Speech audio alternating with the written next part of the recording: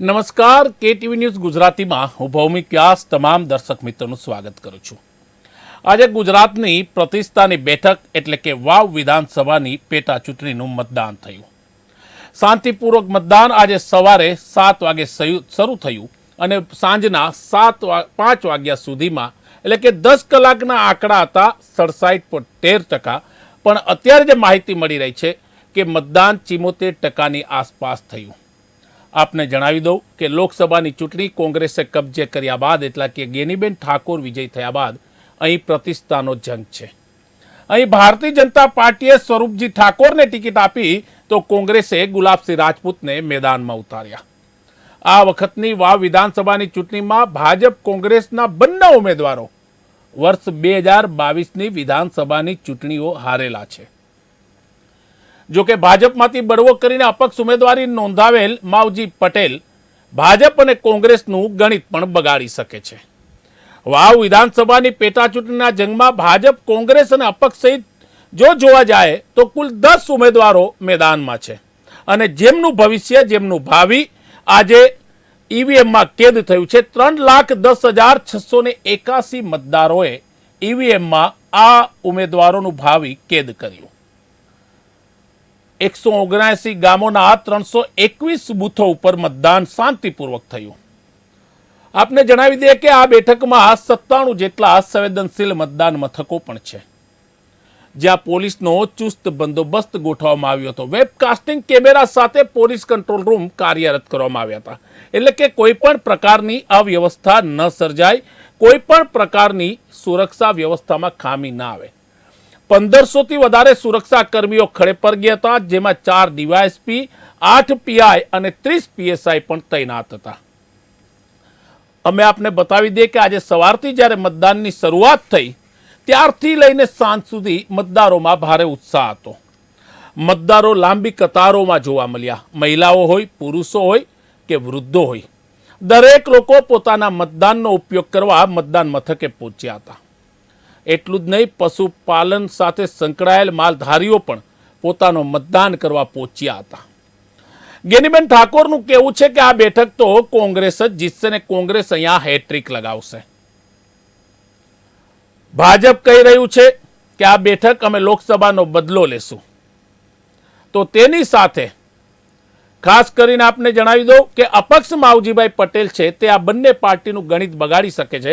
માવજીભાઈ પટેલ કોને નુકસાન કરાવશે, કોને ફાયદો કરાવશે તે કેવું મુશ્કેલ છે, પણ તે 100%ની વાત છે કે વાવના રસાકસી ભર્યા જંગમાં માવજી પટેલની એન્ટ્રીથી ભાજપ અને કોંગ્રેસ ચિંતામાં ગરકાવ થઈ ગયા। ભારતીય જનતા પાર્ટીએ પોતાના તમામ મંત્રીઓ, તમામ હોદ્દેદારો, તમામ નેતાઓને બનાસકાંઠાની વાવ બેઠક ઉપર ઉતાર્યા। આપને યાદ હશે કે CR પાટીલે થોડા સમય પહેલા કહ્યું હતું કે બનાસકાંઠાની બેઠક જે હારી છે તે મારી ભૂલ છે, અને તેથી જ માનવામાં આવે છે કે CR પાટીલ જે કેન્દ્રના અત્યારે જળશક્તિ મંત્રી છે તે આ બેઠક જીતવા માટેનો પ્રયત્ન કરી રહ્યા છે। મારી સાથે આ જ મુદ્દે ચર્ચા કરવા વાવ તાલુકા ભારતીય જનતા પાર્ટીના મહામંત્રી અને સંગઠનમાં જેમણે કામ કર્યું છે ને કરી રહ્યા છે પ્રકાશભાઈ વ્યાસ જોડાયા છે। પ્રકાશભાઈ, સ્વાગત છે KTV ન્યૂઝ ગુજરાતીમાં આપનું। પ્રકાશભાઈ, ઓડિયો મળે છે? આપનો ખૂબ ખૂબ આભાર। પ્રકાશભાઈ, પહેલો સવાલ છે કે જે રીતના તમામ પાર્ટીઓએ મહેનત કરી મતદાન 74%ની આસપાસ થયું, શું લાગે છે આ મતદાનનો ટ્રેન્ડ કોના તરફી છે? પ્રકાશભાઈ, સ્વાભાવિક છે, છેલ્લા 7 વર્ષથી વાવ વિધાનસભાના પ્રજાજનો અહીંયા વિકાસની જે અવિરત ગતિ છે, જે પ્રમાણે રાજ્ય સરકાર સમગ્ર ગુજરાતની અંદર વિકાસની એક નવી દિશા નક્કી કરી રહી છે, એ જ પ્રમાણે વિધાનસભાના મતદારો પણ એ વિકાસની ગતિમાં જોડાવા માટેનો એક ટ્રેન્ડ છે, એના જ માટે કરીને આ પ્રમાણનું મોટા પ્રમાણનું મતદાન કર્યું છે વાવની પ્રજાએ। પણ પ્રકાશભાઈ, કોંગ્રેસ કહે છે કે ભારતીય જનતા પાર્ટી માત્ર વાતો કરે છે, વિકાસની જાહેરાતો કરે છે, ભ્રામક પ્રચાર છે। આ ભારતીય જનતા પાર્ટીનું કેવું છે? તમે ભાજપની સાથે જોડાયેલ છો, સ્વાભાવિક છે કે આ તમે તેવું માનો છો કે આ મતદાન છે તે ભાજપ તરફી છે, પણ જે રીતના કોંગ્રેસે ત્રીજી વખત હેટ્રિક કરવાની વાત કરી છે, કોંગ્રેસે આ બેઠક જીતી છે અને થોડા સમય પહેલા તો ગેનીબેન લોકસભાની બેઠક જીત્યા છે, તો તમને વિશ્વાસ છે કે આ બેઠક ભારતીય જનતા પાર્ટી જ કબજે કરશે? એનું કારણ શું, મુખ્ય કારણ પ્રકાશભાઈ? કોંગ્રેસ માત્ર ભ્રામક પ્રચારો જ કરે છે. અને રહી વાત ગેનીબેન જીત્યા, તો આપને કદાચ ધ્યાન ના હોય તો હું આપને જણાવી દઉં ભૌમિકભાઈ કે 2024ના આ લોકસભાના ઇલેક્શનમાં વાવ વિધાનસભામાંથી ભારતીય જનતા પાર્ટીને લીડ મળી છે, એટલે અહીંયા ભાજપ જીતેલું છે. બિલકુલ, હું માનું છું લગભગ એમને. ગેનીબેનના હા જી પ્રકાશ. ગેનીબેનના ગઢમાં જ ભાજપ આગળ છે. હા, ગેનીબેનના ગઢમાં જ ભારતીય જનતા પાર્ટીએ લીડ મેળવી છે. બરોબર. તેથી તમે માનો છો કે ભારતીય જનતા પાર્ટી આ વખતે મજબૂત છે પ્રકાશભાઈ? ચોક્કસથી મને સંપૂર્ણ ભરોસો છે વાવ વિસ્તારના નાગરિકો ઉપર, પ્રજાજનો ઉપર. એક પ્રકાશભાઈ એક વાત તે પણ છે કે બનાસકાંઠા છે ને તે સરહદી જિલ્લો છે, અને આપ તો માવસરીથી છો. આપના વિસ્તારને મેં નજીકથી જોયો છે. આપ મારી સાથે પણ આવ્યા છો કવરેજ કરવા, અનેક વખત આપની મદદ મળી છે. અંતરિયાળો વિસ્તાર છે, જે ખેડૂતોના પ્રશ્નો છે, પાણીની કેનાલો છે, કે જે લાઇટના પ્રશ્નો છે, તે તમામ દૂર થયા છે ભારતીય જનતા પાર્ટીની સરકારમાં. વિકાસ મતલબ સોળે ખલાએ ખીલ્યો છે પ્રકાશભાઈ હવે. ચોક્કસથી આ વાવ વિસ્તાર એક ભૂતકાળમાં એ પ્રમાણનો વિસ્તાર હતો કે આપે પણ કદાચ મેં આપની સાથે આ વિસ્તારમાં ઘણો બધો પ્રવાસ કર્યો છે. જ્યારે અહીંયા વિસ્તારની અંદર 2010 ની પહેલા પીવાના પાણી માટે પણ મોટી સમસ્યા હતી, પાણી ન મળતું. પરંતુ ભારતીય જનતા પાર્ટીની સરકારને ત્યારના 2012 થી 2017 દરમિયાન જે અહીંયા ભારતીય જનતા પાર્ટીનું પ્રતિનિધિત્વ શંકરભાઈ ચૌધરી સાહેબ કરી રહ્યા હતા, એ સમયગાળા દરમિયાન આ વિસ્તારમાં નર્મદા યોજના આવી અને આ વિસ્તારની એકદમ કાયાકલ્પ થઈ છે, અને આ વિસ્તારનો ખેડૂત સમૃદ્ધ ખેડૂત બન્યો છે. બરોબર. બીજા એવા વિકાસના ક્યાં કામો છે કે જનતા તમારી સાથે છે, એવા કોઈ વિકાસના કામો? કારણ કે તમે તો સતત પ્રવાસ બી કરો છો, વાવ તાલુકા હોય કે બનાસકાંઠા જિલ્લાના અનેક સરહદી વિસ્તારના તમે સંગઠનમાં સતત પ્રવાસ કરતા હો છો પ્રકાશભાઈ. જી બિલકુલ. આ વિસ્તારમાં વિકાસના કામો રાજ્ય સરકાર તો અગણિત કામો કરી રહી છે, પરંતુ છેલ્લા 7 વર્ષથી જે સરકારના પ્રતિનિધિ તરીકે અહીંયાથી ધારાસભ્ય જે આપણા હોવા જોઈએ પાર્ટીના, એ ધારાસભ્ય ન હોવાના કારણે ઘણા બધા કામોમાં ક્યાંક ને ક્યાંક ત્રુટીઓ રહેતી હોય છે. જેમ કે રોડ રસ્તાના પ્રશ્નો હોય છે. આ પ્રશ્નોને લઈને વાવ વિધાનસભાની પ્રજા આ વખતે મક્કમતાથી ભારતીય જનતા પાર્ટીના ફેવરમાં મતદાન કર્યું છે. ઓકે. ગેનીબેન કહે છે કે મામેરું તો મારું ભરી દીધું લોકસભાનું, હવે લાગે છે વિધાનસભાનું મામેરું ભરાશે ફરી એકવાર પ્રકાશભાઈ? જી, મામેરું ભૌમિકભાઈ અમારે ત્યાં લોકવાયકા અને સામાજિક વ્યવસ્થા છે કે મામેરું એક જ વખત ભરાતું હોય છે. છતાં ગેનીબેન આ ભોળી પ્રજાને છેતરીને 2 વખત મામેરા લઈ ગયા છે. એટલે હવે માતર ખાવાનો વારો આવે ત્યારે હવે ભાઈ છે, જે ભાઈ છે ને ભાઈને મોસાળું આપણે આપવું પડે. ગેનીબેનના જે ભાઈ સ્વરૂપજી ભાઈ છે કે નહીં, એમને મોસાળું આપવું પડે. એક પ્રકાશભાઈ સવાલ તે થાય છે કે સ્વરૂપજી ઠાકોરને ટિકિટ આપી ભારતીય જનતા પાર્ટીના તમામ નેતાઓ અને તમામ હોદ્દેદારો પ્રચારમાં જોડાયા, ડોર ટુ ડોર પ્રચાર કરાયો, કેમ્પેન કરાયો. જ્યારે 27 વર્ષથી સરકાર છે તો આટલા પ્રચારની જરૂર કેમ પડે પ્રકાશભાઈ? પ્રચારની વાત તો એવી ન હોય, પણ વિસ્તારમાં વિકાસની જયારે વાત આવતી 7 વર્ષથી આ વિધાનસભાની અંદર જે પ્રમાણે કોંગ્રેસનો એક દુષ્પ્રચાર હોય છે, લોકોને ભ્રમિત કરીને સામાજિક રીતે ભાગલા પડાવીને અહીંયા ચૂંટણી જીતવાની જે એમની વ્યૂહરચના છે, એ વ્યૂહરચના ભાગરૂપે જ ભારતીય જનતા પાર્ટીની પણ આ વ્યૂહરચના હતી. અને લોકો સુધી સરકારનો સંદેશો પહોંચે એના માટેની એક પેટા ચૂંટણી એટલે સ્વાભાવિક છે. આપને પણ કદાચ ખ્યાલ છે કે ભૂતકાળમાં પણ ગયા પેટા ચૂંટણી યોજાતી હોય, કે સરકારના તમામ મંત્રીઓ પણ એમાં એના પ્રચાર અર્થે જતા હોય છે. એના જ ભાગરૂપે આ બન્યું છે. પ્રકાશભાઈ, થોડોક સમય તો આપનો હું લઈશ, 2-5 મિનિટ, 10-7 મિનિટ. પ્રકાશભાઈ, જે રીતના સ્વરૂપજી ઠાકોર મેદાનમાં છે, સામે ગુલાબસિંહ રાજપૂત છે, પણ માવજીભાઈના આવવાથી ગણિત બગડી શકે છે પ્રકાશભાઈ? કારણ કે મનાવવાના પ્રયત્નો બહુ થયા માવજીભાઈ પટેલને. એક સમયે તે ભાજપના નેતા હતા અને આજે ભાજપની સામે છે પ્રકાશભાઈ, અને કહેવાય છે કે ત્યાં એનો દબદબો છે. ચોક્કસથી મૂળ વિપક્ષનો હથકંડો એ જ હતો સામે પક્ષનો કે માવજીભાઈ લડે અને ભારતીય જનતા પાર્ટીનું ગણિત બગડે. પરંતુ વાવ વિધાનસભાના પ્રજાજનો ખૂબ સમજુ અને શાણા છે. એમને યોગ્ય સમયે એ નિર્ણય, એ વસ્તુને સમજી અને નિર્ણય લઈ લીધો છે ને ભારતીય જનતા પાર્ટીના સમર્થનમાં જ મતદાન કર્યું છે. પણ પ્રકાશભાઈ, એટલે માવજીભાઈ મૂળ વોટ કાપવા માટે કરીને ઉભા રહેલા હતા, પરંતુ આ વિસ્તારના પ્રજાજનોએ એમની વ્યૂહરચનાને ઓળખી લીધી છે. સમય લેતા આ બધું સુધારવું હતું. એટલે આપ કહેવા માંગો છો કે માવજીભાઈએ જે ફોર્મ ભર્યું તે કોંગ્રેસના કહેવાથી ભર્યું છે? ચોક્કસથી. જેમ આમ આપણે ભૂતકાળમાં આપણે 2022માં પણ જોયું છે, અમારા અમીરામભાઈ હાસલ લડ્યા હતા, ત્યારે પણ આ એમની વ્યૂહરચના હતી. પણ ત્યારબાદ અમીરામભાઈ હાસલને સત્યની વાસ્તવિકતાથી એ પરે થયા અને એમને એમની વાત સમજાણી, અને અત્યારે ભારતીય જનતા પાર્ટીના પરિવારના અમારા સભ્ય છે. મતલબ 23 તારીખે ભગવો લહેરાવાની વાત છે પ્રકાશભાઈ? ચોક્કસથી વાવ વિધાનસભાના પ્રજાજનોએ મૂડ બનાવી દીધો છે, અને સંપૂર્ણપણે વાવ વિધાનસભામાં 23 તારીખે ભગવો લહેરાશે.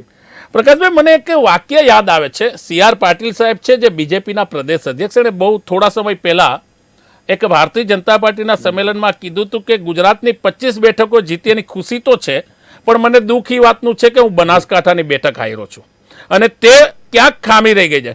માની શકાય કે આ વાક્યને ભારતીય જનતા પાર્ટીના દરેક નેતા અને કાર્યકરોએ પોતાના મન ઉપર લઈ લીધું છે.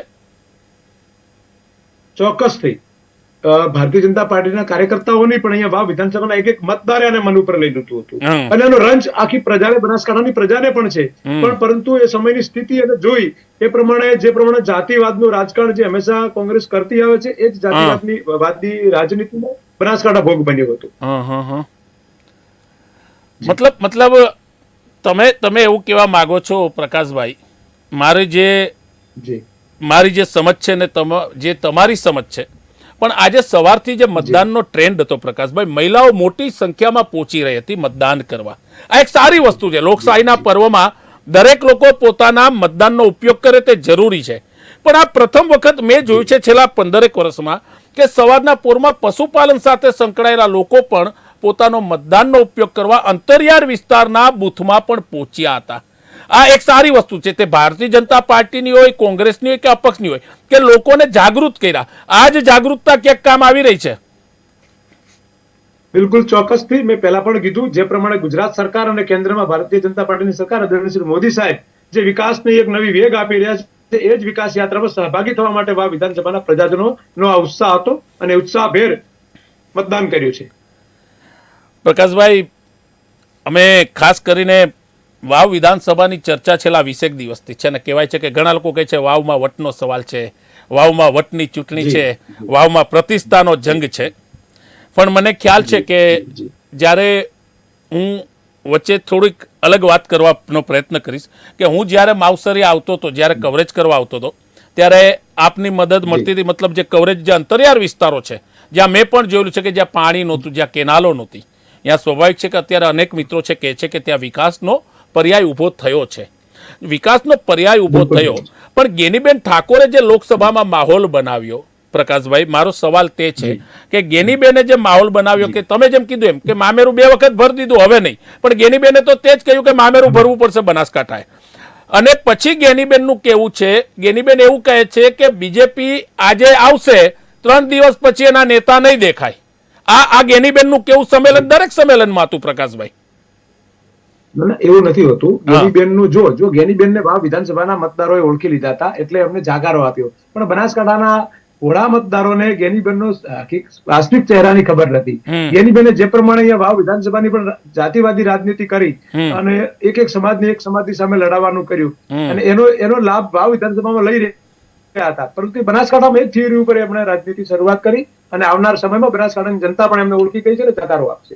પણ પ્રકાશભાઈ, હું તમને જે મારો સવાલ છે ફરી એકવાર કહેવા માંગીશ કે જો ભારતીય જનતા પાર્ટીએ આટલો વિકાસ કર્યો, હજી મારો સવાલને સમજજો, હું વાદ વિવાદમાં પડવા નથી માંગતો, ખાલી સવાલ જવાબ છે કે ભારતીય જનતા પાર્ટીએ એટલો વિકાસ કર્યો, કેનાલો બનાવી, લાઇટો આપી, સોલાર પ્લાન્ટો લગાયા, રોડ રસ્તાઓ આપ્યા, તો લોકસભામાં ભારતીય જનતા પાર્ટી ક્યાં કાચી પડી કે ગેનીબેન 26 બેઠકો ઉપર જે ભારતીય જનતા પાર્ટીની લહેરની વાત હતી, તે આ એક બેઠક ઉપર લહેર રોકાઈ ગઈ. પ્રકાશભાઈ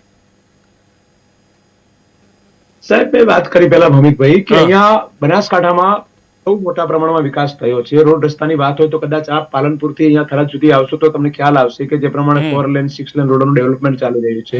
એટલે રાજ્ય સરકાર અને કેન્દ્ર સરકાર અહીંયા વિકાસ કરે છે, પણ અહીંયાની એક બીજી એવી વસ્તુ રહેલી છે, વાવ વિધાનસભાની તસવીર રહેલી છે બનાસકાંઠાની અહીંયા રાજનીતિમાં, કે જે જાતિવાદી રાજનીતિ વધારે લોકો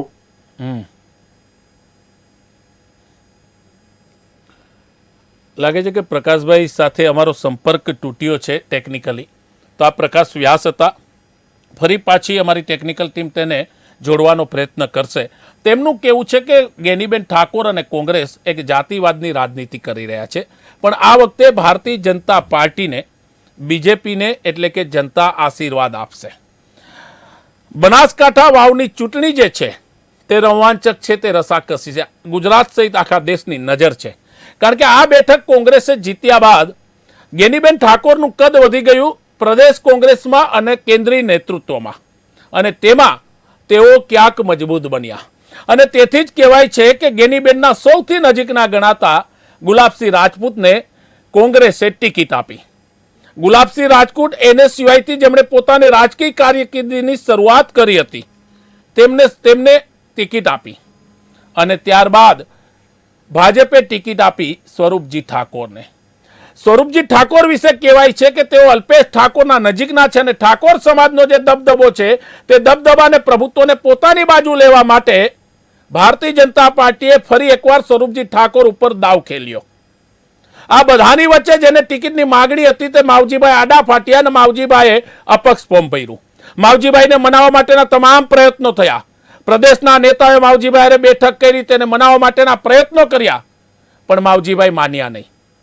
ભાજપ આરોપ લગાવે છે કે માવજીભાઈ કોંગ્રેસની બી ટીમ છે, ને કોંગ્રેસના કહેવાથી તેમણે ફોર્મ ભર્યું તે ભારતીય જનતા પાર્ટીને નુકસાન કરવા માટે તેમને ઉભા રાખ્યા. અને કોંગ્રેસ એવું કહે છે કે માવજીભાઈ ભાજપના નેતા છે અને ભાજપની સામે ફોર્મ ભર્યું તે ભાજપનું ચાલ અને ચરિત્ર છે.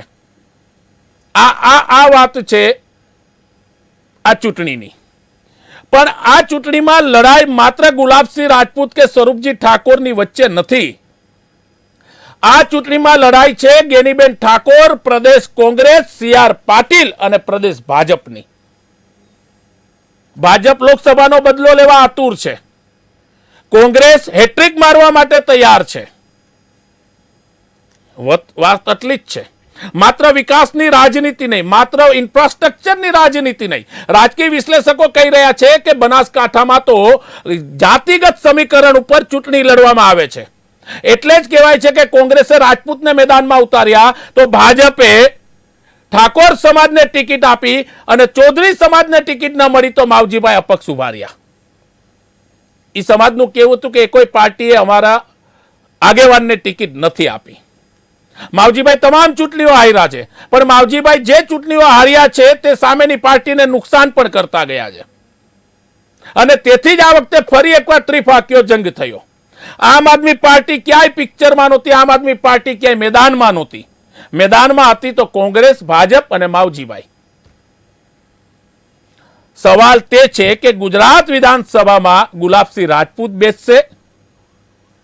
સવાલ તે છે કે ગુજરાત વિધાનસભામાં સ્વરૂપજી ઠાકોર બેસશે. મારી સાથે ફરી એકવાર પ્રકાશભાઈ જોડાયા છે. પ્રકાશભાઈ સાથે એક સવાલ લઈ લો. ટેકનિકલી સંપર્કને કારણે પ્રકાશભાઈ, કહેવાય છે કે બનાસકાંઠાનો ગઢ જે જીતે ને તે ગુજરાતમાં ફતેહ કરે છે. આવું રાજકીય વિશ્લેષકો કહે છે. કારણ કે ઉત્તર ગુજરાત એક સમયે કોંગ્રેસનો દબદબો હતો, અત્યારે ભારતીય જનતા પાર્ટીનો દબદબો છે. તમે બનાસકાંઠાની એક લોકસભાની બેઠકને છોડી દો તો શું માનો છો કે આવનારી વિધાનસભામાં સ્વરૂપજી ઠાકોર બેસશે અને સ્વરૂપજી ઠાકોર ઉપર જે દાવ ખેલ્યો છે તે સફળ થશે? બિલકુલ, મેં અગાઉ અમિતભાઈ કીધું છે કે વિધાનસભાના પ્રજાજનો એ ન માત્ર ઉમેદવાર જોવે છે, અહીંયા તો વિકાસની રાજનીતિ માટે છેલ્લા 7 વર્ષથી જે પ્રમાણે વિધાનસભાના પ્રજાજનોને આ વિસ્તારમાં એક વિકાસની ગતિ ઘટવાઈ હતી અને ફરીથી ચાલુ કરવી છે. તો 2022ની ચૂંટણી મેં જે આમાં આપને કીધું એમ કે અપક્ષ ઉમેદવાર પેલા ચૂંટણી લડી અને એ ખેલ બગાડ્યો અને ગેનીબેન જીત્યા હતા. 2017ની વાત આવે તો ત્યાં નાની મોટી ખામીઓ રહી હશે, સ્વાભાવિક છે, માની છે. પરંતુ આ વિસ્તારના પ્રજાજનોને ભારતીય જનતા પાર્ટી પર સંપૂર્ણપણે ભરોસો છે. એટલે આવનાર સમયમાં આપ જેમ કેમ કહો છો એ પ્રમાણે ગાંધીનગરમાં સ્વરૂપજી ઠાકોરે જે બેસશે, ગાંધીનગરની પ્રજાજનોએ નક્કી કર્યું છે. અને જે પ્રમાણે આપણે વાત કરી કે બનાસકાંઠાનો ગઢ જે જીતે એ કેન્દ્રમાં રાજ્યમાં સરકારમાં પેલું કરે છે તો એવું નથી હોતું. આનાથી અગાઉ પણ ઘણી બધી પેટા ચૂંટણીમાં ક્યારેક બનાસકાંઠામાં દબદબો રહેલો હોય છે. કે ગઢવીના પરિવારમાંથી કોઈ હતું એ પણ જીતેલા છે. એની પહેલાના પણ અનેક કોંગ્રેસના નેતાઓ અહીંયા જીત્યા છે, પણ ત્યારે રાજ્ય સરકાર તો એ જ હોય છે. એટલે વાત અહીંયા તમારી વાત એક રીતે હું માનું છું કે મૂળ કોંગ્રેસનો ગઢ ભૂતકાળમાં રહ્યો છે, પણ અત્યારે કોંગ્રેસનો ગઢ નથી. અત્યારે માત્ર ને માત્ર કોંગ્રેસ કાવા દાવાની રાજનીતિ કરીને એક આ જાતિથી આ જ્ઞાતિને લડાવીને એ પ્રમાણેની રાજનીતિ કરી અને એ સફળતા મેળવે છે. પણ પરંતુ હવે આ પ્રજાએ એ કોંગ્રેસની ગંદી રાજનીતિને ઓળખી લીધી છે અને એને જાકારો સંપૂર્ણપણે જાકારો આપવાની છે. પ્રકાશભાઈ, જાતિગત રાજનીતિ છે જ નહીં બનાસકાંઠામાં? બિલકુલ છે. બનાસકાંઠામાં જાતિગત રાજનીતિ છે. આપણે જોયું છે ભૂતકાળમાં અહીંયા 2022ની વાત હોય, સત્તાની વાત હોય તો અહીંયા જે મોટો સમાજ છે એ સમાજવાદ ઉભો કરીને જીત્યો છે. તો આ વખતે શું અને બનાસકાંઠા ત્યાં મેજોરિટી સમાજ ઠાકોર સમાજ જ રહ્યો છે. ત્યારે તો એ જાતિગત સમીકરણ જોઈને જ કોંગ્રેસે જ્ઞાનીબેનને ઉમેદવાર બનાયા છે. તો આજે સ્વરૂપજી ઠાકોર આપના ઉમેદવાર નહીં? હા, તો અમે તો જાતિગત રાજનીતિ 2022 અમારા ઉમેદવાર હતા ને હારેલા હતા એને રિપીટ કર્યા છે.